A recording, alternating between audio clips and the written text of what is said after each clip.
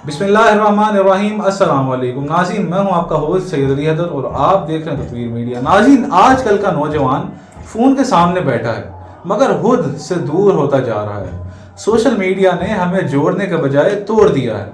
हम लोगों के साथ नहीं, लाइक्स के साथ जीते हैं। पहले ख्वाब मकसद थे, अब ट्रेंड्स मकसद बन गए हैं। पहले इज्जत कमाई जाती थी, बल्कि अब वायरल करनी पड़ती है। हमने अपनी मेहनत दिखाना छोड़ दी है और अपनी ज़िंदगी दिखाना शुरू कर दी है। किसी के पास टैलेंट है मगर वो वीडियो अपडेट में खो गया है। किसी के पास इल्म है मगर वो एंगेजमेंट के पीछे भाग रहा है।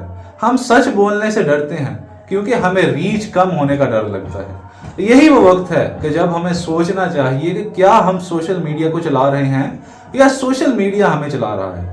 क्या हम अपनी सोच के मालिक हैं या किसी ट्रेंड के गुलाम।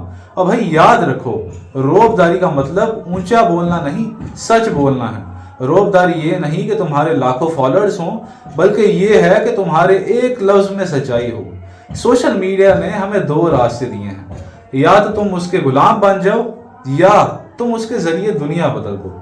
फर्क सिर्फ नीयत में है। जो दिखावे के लिए बोलता है वो जल्द भूल जाता है, मगर जो सच के लिए खड़ा होता है उसका असर वक्त को बदल देता है। नाज़रीन, दुनिया के बड़े बड़े लोग हमेशा तनकीद का निशाना बने हैं, मगर वो चुप नहीं हुए। वो जानते थे कि वक्ती लाइक्स नहीं, हमेशा की इज्जत चाहिए।